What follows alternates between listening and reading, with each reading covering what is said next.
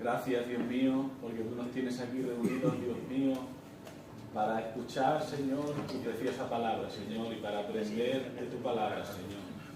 Te pido, Espíritu Santo, que tomes a tu siervo Antonio, Señor, y que tú, Señor, lo des de nuevo para hablar tu palabra, y que tú abras nuestro entendimiento, Señor, para conocer tu palabra y conocerte cada día más a ti. Santifícanos en tu verdad, porque solo tu palabra es la verdad. Gracias por todas las cosas, en el nombre de Jesús. Amén. Gloria al Señor. Bueno, hermanos, comenzar diciendo, que yo voy a estar poco tiempo, que la doctrina lleva 17 siglos siendo discutida, ¿vale? Llevan 17 siglos teólogos discutiendo la palabra de Dios. Entonces, todo lo que tenemos, la doctrina, ha sido porque se ha llegado a conclusiones que ya no se pueden, digamos, profundizar más, porque había un montón de concilios llenos de teólogos y se ha discutido todo lo que tú pienses de la Biblia, ya se ha discutido y se ha llegado a conclusiones, ¿vale? Entonces hay personas ahora en las iglesias que de repente ellos dicen que son iluminados de la verdad. Entonces yo pienso, entonces ese yo creo, yo pienso, ya lo dijeron hace siglos y durante 17 siglos se ha ido discutiendo lo que tú piensas y se ha dejado lo que verdaderamente tiene más, digamos, más fundamento, ¿vale? Entonces todo lo que tú pienses en doctrina ya se ha discutido antes. Todo el pensamiento que te venga, la resurrección de los muertos, de todas las posibilidades que podían resucitar, que por qué tienen que resucitar unos antes y otros después, todas esas cosas ya se han discutido. Por ejemplo, la predestinación, la elección incondicional o condicional, la gracia previniente, todas esas cosas ya se han discutido durante 17 siglos y nosotros no le vamos a añadir ya nada porque nosotros somos el alfabeto y no podemos añadirle nada. Simplemente coger ya lo que se ha quedado como fundamento. Dentro de estos 17 siglos ha habido escuelas. Unos que son calvinistas, otros son arminianos y otros pues ya son pues, tipo sectas, que son testigos de Jehová, mormones, musulmanes, judaizantes. Eso ya que no hace falta discutirlo porque son herejías y son doctrinas de demonios, que el Señor las reprenda. Pero luego dentro de lo que es las escuelas bíblicas que se pueden creer, se puede llegar a ser un calvinista de 3 puntos, o hay cosas que podemos coincidir con los calvinistas o no, pero ellos no dejan de ser nuestros hermanos en Cristo porque ellos creen en el Señor, ellos creen que Jesús es el Señor y que no hay salvación sin Cristo, amén. Pero luego hay puntos en la doctrina de la gracia que luego se añadieron otros teólogos como Luis de Molina o otros arminianos como Wesley, que añadieron cosas sin perjudicar a la palabra, ¿vale? Bueno, Luis de Molina sí la perjudicó, pero Wesley, por ejemplo, no. Y otros hermanos, ¿amén? ¿Hasta ahí estamos de acuerdo? Entonces, cuando hablamos de arminianismo, hablamos de calvinismo, estamos hablando de doctrinas que se han quedado sustentadas en cosas que son ciertas. ¿Estáis entendiendo? Por ejemplo, ¿se puede adorar un ídolo? No. El catolicismo dice que se puede adorar un ídolo. Entonces, eso no hace falta discutirlo porque creemos que es mentira. Pero luego, durante estos últimos siglos, los calvinistas y arminianos han estado discutiendo sobre la doctrina de la gracia. Unos son calvinistas y para nosotros están equivocados. Y para ellos nosotros estamos equivocados, pero sin ser sectas diabólicas ni satánicas. ¿Estáis entendiendo?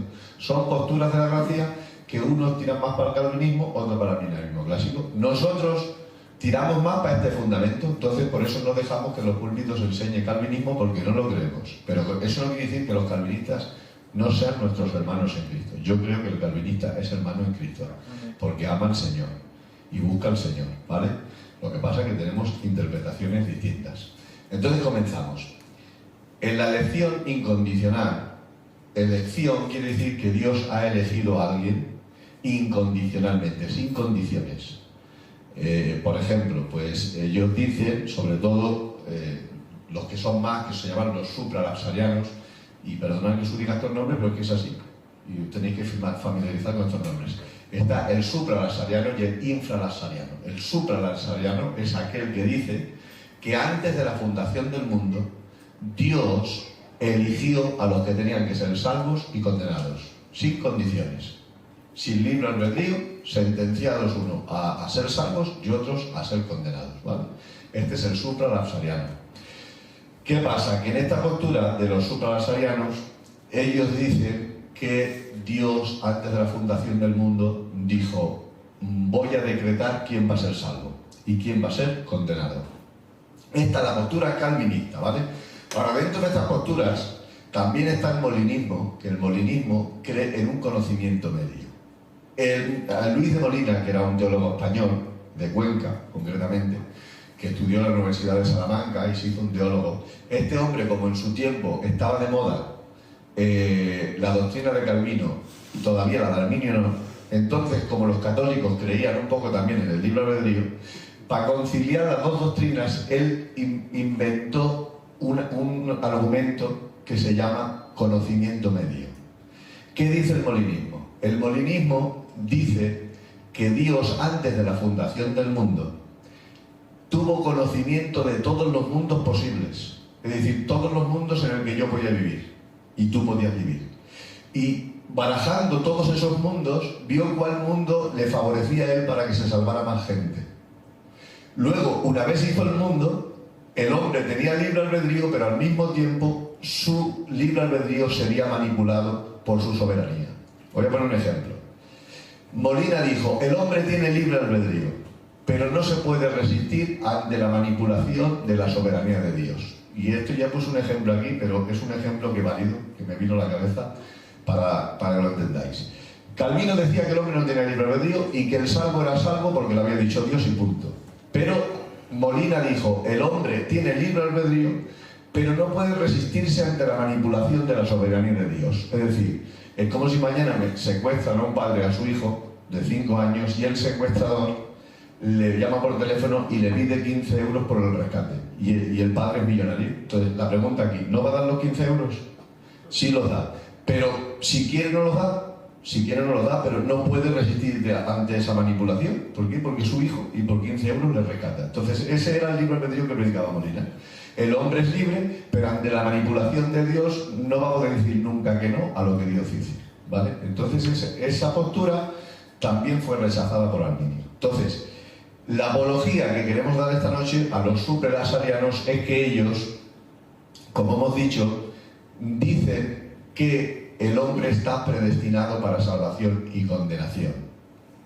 Entonces nosotros no creemos esto, ¿vale? ¿O hay alguno aquí que lo cree? No, ¿verdad? Entonces, dentro de estas posturas salió también una especie de arminianismo clásico que se llama teísmo abierto. ¿Qué quiere decir esto? Ellos dicen que Dios, antes de la fundación del mundo, creó un mundo y se autolimitó sin saber el futuro. Es decir, Dios dijo, voy a hacer un mundo en el que las personas tengan libre albedrío, pero yo me voy a autolimitar a no saber el futuro. Entonces Dios está trabajando sobre la marcha, sin saber lo que va a pasar en el futuro, y dice que estos se basan en los versículos en los que dice que Dios se arrepiente de cosas y cambia de opinión. He visto que hay versículos que parece que Dios se arrepiente y luego o le cambia de opinión Moisés, le cambió de Moisés Jeremías también, porque Dios, como se autolimitó sobre el futuro, a veces no sabía qué hacer en algunas circunstancias, ¿vale? Entonces también los rechazamos. ¿Qué pasa? Que los supralasarianos tienen un problema. Porque ellos dicen que Dios decretó la salvación y condenación, pues el hombre no tiene libre albedrío. ¿Qué pasa? Entonces decretó el pecado de Adán, porque aquí viene una parte de la apología sobre los calvinistas. Yo le diría a un calvinista, si tú dices que Dios antes de la fundación del mundo, Dios ha predestinado y ha elegido a personas para la condenación y a otros para la salvación, me estás diciendo que Dios también entonces premeditó el pecado de Adán. Porque si tú antes de la fundación del mundo ya has dicho quién va a ser salvo y condenado, estás dando por hecho que Adán tiene que pecar para predestinar. ¿Estáis entendiendo? Entonces, esta postura lo que está haciendo es culpable a Dios del pecado de Adán. Y eso es imposible porque Dios no es el culpable de que Adán pecara, sino que Adán tenía libre albedrío. ¿Amén? Hasta ahí estamos todos de acuerdo, ¿sí o no? Amén. Entonces ellos dicen que es mucho mejor esa doctrina porque la doctrina del arminianismo clásico dice que descansa en el hombre, porque el hombre es el que decide ser salvo. Entonces ellos dicen, mejor es la doctrina calvinista, que al menos Dios eligió y aseguró a mucha gente que fuera salva. Sin embargo, el arminianismo clásico, si no se llega a arrepentir nadie, ¿qué hubiera pasado?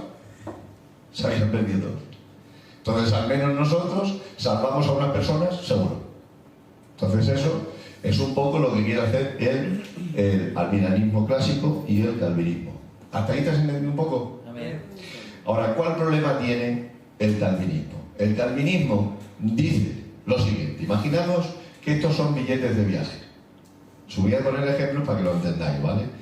Los supralapsarianos dicen que Dios tenía los billetes del cielo, vamos a decir el Caribe. Imagínate que yo tengo este billete y yo elijo quién se va a ir de viaje al Caribe, ¿vale? Esto es calvinismo. Yo elijo que se vaya Leví al Caribe y que Jesús no. Entonces, este billete ya está predestinado para Leví. Simplemente una persona tiene que llevarle el billete, sellarle y se va. Entonces, ¿quién ha decidido que se vaya Leví al Caribe? ¿Lo ha elegido él? No. Lo he elegido yo. El alminanismo clásico, por contrario, lo que está diciendo es que Dios sabía de antemano quién cogería el billete. Dios no elige quién va a coger el billete. Dios elige a Cristo y le envía para que todo aquel que en él crea se lleve el billete. ¿Estás entendiendo o no lo habéis entendido? Que Joaquín está ahí. ¿Lo habéis entendido o no? Entonces, ¿qué hace el calvinismo? El supralapsariano lo que está diciendo es que Jesús es un instrumento más de la salvación, porque Dios ya había dicho quién iba a ser salvo. Decide quién es salvo y luego envía a Cristo para certificar la salvación. Pero la salvación viene desde antes de la fundación del mundo. Sin embargo, el alminanismo clásico lo que está diciendo es que Dios elige a Cristo y le envía para que todo aquel que en él crea por medio de la gracia previniente sea salvo. Entonces, esa doctrina tiene mucho más fundamento y es más lógica que la otra, porque la otra convierte a Dios en el autor del pecado de Adán, predestina a la persona sin libre albedrío, y Cristo es un instrumento más, pero no es la base de la salvación. Os habéis quedado como que... ¿Tú qué dices, Rubén? Bueno, a Jesús no le pregunto porque ya sabéis su contestación. Entonces, hermanos, hasta aquí estamos entendiendo, ¿no? Entonces, ¿cuál es el versículo, los versículos importantes para los calvinistas en este sentido? El calvinista coge Efesios 1:4,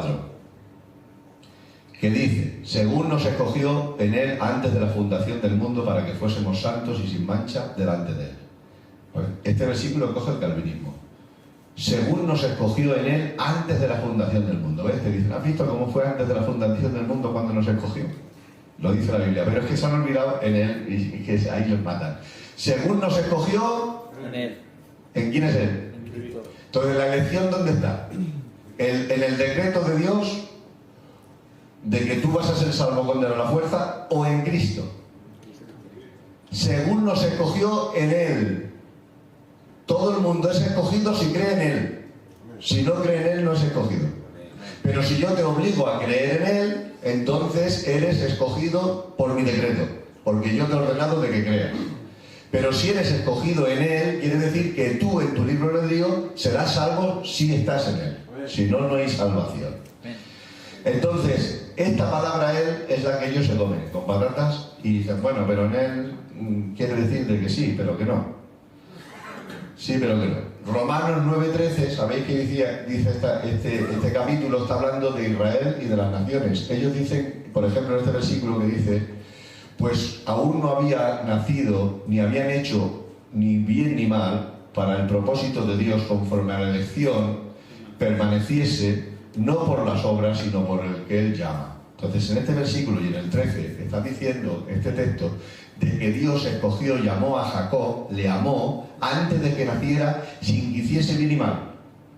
Entonces, esto parece ser que está diciendo de que Dios elija a las personas antes de nacer sin que hagan pecado o hagan bueno, sino por la elección de Dios. Y dice: y a Jacob amó, y a Saúl aborreció. Entonces, y luego dice abajo: ¿acaso hay injusticia ahí? Pregunta Pablo. No hay ninguna justicia. Pero es que este capítulo está hablando de Israel, de la elección incondicional del pueblo de Israel en un propósito para que naciera el Cristo, que es distinto. Entonces ellos basan estos textos diciendo que Dios, antes de la fundación del mundo, elige a las personas antes de nacer sin haber hecho bueno o malo, sino por la pura elección de Dios soberana, para que al que en Él quiere amar, ama, y al que quiere aborrecer, aborrece. Pero es que falla, porque si leemos el capítulo 9 de Romanos detenidamente, nos vamos a dar cuenta de que Dios no aborrece a Esaú para condenación, porque la Biblia dice que Jesús dijo: el que no aborrece a padre y madre no es digno de mí. ¿Está diciendo Dios que odiemos a nuestros padres? No, la palabra aborrecer quiere decir que el que no tenga en segundo lugar esas cosas antes que Dios no es digno de Dios. Entonces, cuando dice aborrecí, no está diciendo y sentenciando a Saúl a la condenación, sino que dentro del propósito, sabiendo Dios que Jacob amaría a Dios, a ese le escogió para hacer un pueblo y que de él naciera el Cristo. Nada tiene que ver con la elección de la salvación, sino en el propósito, porque nosotros creemos en la predestinación y en la elección del propósito. ¿Amén? ¿Sí o no? Y ahora vamos con 4 o 5 textos y lo vamos a ir terminando. Por ejemplo, la Biblia enseña que la fe precede a la salvación. No puede haber salvación sin fe, porque el calvinismo cree en la justificación, o sea, primero justificación y luego fe. Y nosotros creemos en la justificación por fe. Eso tampoco lo creéis, eso, ¿no? ¿Lo creéis eso o no? No. Justificación por fe. Catalán, ¿tú qué crees? Justificación por fe, ¿verdad? Entonces nosotros creemos en la justificación por fe. Por ejemplo, fijaos lo que dice Romanos 1, 16 y 17. Porque no me avergüenzo del Evangelio, porque es poder de Dios para salvación a todos los que creen. Entonces la salvación viene cuando uno no primero viene la salvación y luego cree. Son salvos si creen, dice. El judío primeramente y luego también el griego. Porque el Evangelio, la justicia de Dios, se revela por fe. Y para fe, como está escrito, más el justo por la fe vivirá. Entonces, la salvación es por fe. Yo no sé cómo los calvinistas estos versículos no los leen, porque es que están clarísimos. La salvación es por fe. Entonces, el supralapsariano, que sabéis que fue uno de los peores, fue Francisco Gomaru, que este hombre denunció a Arminio. Hermanos, vamos a escuchar. Este hombre denunció a Arminio diciendo que Arminio tenía falsas doctrinas, porque ellos, los calvinistas, hablaban sobre la elección incondicional. Entonces, esta doctrina, no la estoy hablando exagerando. Si tú escuchas a MacArthur, él en un estudio está diciendo que a ellos les llaman monstruos porque dicen que Dios condena a las personas. Y que no es un monstruo que Dios condena a las personas sin darle la oportunidad de la salvación. Pues claro que es un monstruo. Para nosotros sí es un monstruo, según dicen los calvinistas. ¿Por qué? Porque el calvinismo sentencia a la persona al fuego eterno sin haberlos dado en que sea la oportunidad de salvarlos. En 1 de Timoteo 2:4 dice: el cual quiere que todos los hombres sean salvos y vengan al conocimiento de la verdad. ¿Está claro? Dios quiere que todo el mundo sea salvo. Entonces, 2 de Pedro 3:9, el Señor no retarda su promesa, según algunos tienen por tardanza, sino que es paciente para con nosotros, no queriendo que ninguno perezca, sino que todo el mundo proceda al arrepentimiento. Dios quiere que todo el mundo llegue al arrepentimiento. Entonces, aquí viene una pregunta. Si Dios quiere que vengas al arrepentimiento, que está diciendo la Biblia, ¿cómo puede decir una persona calvinista que Dios desea el arrepentimiento del que se va al infierno si el mismo Dios la condena? ¿Cómo puede Dios contradecirse a sí mismo y decir, tú hablas con un calvinista y te dice, Dios desea el arrepentimiento del malo? Y si desea el arrepentimiento del malo, ¿por qué le sentencia al infierno? Que no tiene sentido. Luego, hay otra cosa muy importante. La palabra de Dios no tiene poder para el calvinismo, porque si yo predico a una persona sentenciada al infierno, la palabra no le puede cambiar. Entonces, si yo a una persona que está sentenciada al infierno le digo, Cristo te ama, la palabra no tiene poder para cambiarle. Es más, su sangre no es eficaz para limpiar sus pecados, porque ellos dicen que la sangre de Cristo solo fue vertida para aquellos que había predestinado Dios para la salvación. Entonces, a uno que fue predestinado para la condenación, la sangre de Cristo no vale. Entonces la sangre de Cristo no es eficaz para limpiar el pecado de todo el mundo, solamente de los que predestinó Dios. ¿Estáis entendiendo ahí? Otra cosa importante. hasta los malos hacen su voluntad. Porque si Dios predestina a los malos para la condenación, el calvinismo dice que la soberanía de Dios manipula todo. Es decir, todo lo que pasa en la vida lo hace Dios, hasta los pecados. Los pone Dios en el corazón para que los cometan. ¿Qué quiere decir esto? Que hasta el malo hace la voluntad de Dios. Y si hace su voluntad, ¿por qué no se salva? ¿Me estáis entendiendo? Si a mí me predestina para el infierno y me obliga a hacer esa voluntad de irme al infierno, de alguna manera estoy haciendo la voluntad de Dios. Porque Él me ha dicho que me vaya al infierno y que haga eso malo. Entonces estoy haciendo su voluntad. Entonces, ¿para qué dice Dios en uno de esos textos, hágase tu voluntad en la tierra así como en el cielo? ¿Para qué oramos para que se haga su voluntad si se va a hacer de todas formas? ¿Me estáis entendiendo? Si Dios ha dicho delante de la fundación del mundo que todo el mundo obligatoriamente, todo está predeterminado y todo el mundo va a hacer su voluntad, tanto los malos como los buenos, ¿para qué oramos para que se haga su voluntad si se va a hacer sí o sí? ¿Lo habéis entendido, no? Ahora, ¿cómo puede Dios juzgar a personas que están sentenciadas en el pecado para irse al infierno sin darle la opción que se arrepientan y luego les juzga para decir que han sido malos para irse al infierno?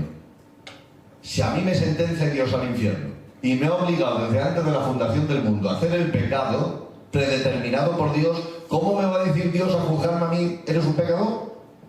Digo, pues si me has hecho tú así. ¿Me estáis entendiendo, no? Entonces, ellos no creen en el libre albedrío, pero Lucas 13:34 dice, oh Jerusalén, que matas a los profetas y apedreas a los que te son enviados. ¿Cuántas veces, dice la Biblia, quise juntar tus hijos como la gallina a sus polluelos debajo de sus alas? Y no quisiste. ¿Quién no quisieron? Ellos, pero a que Dios quiso. ¿Cuántas veces he intentado acogeros, pero vosotros no habéis querido? Mientras la gallina, ¿por qué? Porque la gallina coja sus polluelos. Entonces, esta doctrina de los suprarasarianos calvinistas no tiene fundamento ninguno en la Biblia. Es una filosofía humana para retorcer los versículos claros. Yo sé que si aquí hay algún hermanico calvinista, pues ahora mismo está diciendo, pues yo quiero seguir creyendo en eso, pero no debe creer en eso. ¿Por qué? Porque la elección condicional es mucho más sana. ¿Por qué? Porque Dios, antes de la fundación del mundo, supo y sabía por su omnisciencia. Vamos a tirar a la basura los teístas abiertos, esos no saben de nada. Esos dicen que Dios se autolimitó, no quiso saber el futuro. El molinismo está errado, porque aunque creen en el libre albedrío, dice que la libre elección del hombre está manipulada por Dios. El calvinismo dice que el hombre no tiene libre albedrío. Pero el arminianismo clásico, que es la doctrina mucho más sana, es de que Dios, antes de la fundación del mundo, sabiendo y conociendo todo lo que los hombres en su libertad iban a hacer, Dios entregó a Jesús para que todos aquellos que quieran creer en Él sean salvos y los que no se vayan al infierno. Entonces, ¿cómo lo que hace Dios? Pues Dios envía a Jesús y nosotros predicamos de ese Jesús. Vamos por las calles. Cristo te ama, Cristo te ama. El que le rechace se va al infierno. El que lo acepte se va con Cristo. Que ya hablaremos sobre el libre albedrío, que hay muchos matices que dar. Entonces, esta doctrina, y concluimos aquí, esta doctrina de los suprarasarianos no tiene ningún fundamento. Hacen a Dios malo, que determina el mal sobre personas inocentes que no tienen culpa del pecado, porque, según ellos, el pecado estaba predestinado por Dios y la caída de Adán la predestinó Dios para que todo el mundo naciese de Adán y se fuera al infierno. Esta doctrina, para que lo sepáis, lo cree MacArthur. Esta doctrina la cree Paul Washer. Esta doctrina la cree Schuller Mitchell. Esta doctrina la creen grandes hombres que predican en internet, que muchas veces pasamos vídeos de ellos, pero creen en esta doctrina. No os asustéis de que hombres con grandes capacidades puedan creer en doctrinas, porque también hay hombres con muchas capacidades que son musulmanes, otros que son testigos de Jehová, otros que son mormones y otros que son judaizantes. Pero Dios ha quitado la verdad de muchos sabios y se la ha dado a conocer a los niños. Entonces, creemos que esta doctrina, hermanos, sobre la elección, que esta es la primera parte, elección incondicional, la rechazamos, no tiene fundamento bíblico, y debemos contrastándola con la elección condicional, ¿vale? Todos los de aquí debemos creer en eso, porque si no, no tiene fundamento en nuestras predicaciones. Cuando nosotros predicamos es porque creemos que por medio de la predicación un hermano que está frío puede venir al Señor. Una persona que está apartada puede convertirse. Una persona que se ha alejado de Dios, por medio de la oración podemos hacer que vuelva, ¿sí o no? Entonces este evangelio es mucho más rico, más sano. Es un evangelio que echa las redes para convertir las almas. Sin embargo, vemos que el calvinismo ha sentenciado a una serie de personas al infierno por el mero hecho de que Dios, como es Dios, lo decide y punto. Entonces, ¿cuántos de aquí creen eso? El calvinismo, aparte de un par de ellos. Leví es uno y Cristian otro. Bueno, vamos a ir mejorando sobre este tema. Entonces, ¿todos los de aquí creemos en el libre albedrío? ¿Todos de aquí creemos que Dios ha enviado a Jesucristo para salvar al pecador? Pues esa doctrina es muy sencilla y hasta un niño la puede conocer. El calvinismo, sinceramente, si me está viendo mi amigo Pau Wasser, se lo digo desde aquí. Mi colega Pau Wasser, decirle a Pau Wasser que no chanela y se ha vuelto loco con la doctrina. Y bueno, es que no pueden, tú vas a un culto de calvinistas, no tocan las palmas, no pueden decir amén a la palabra, está prohibido.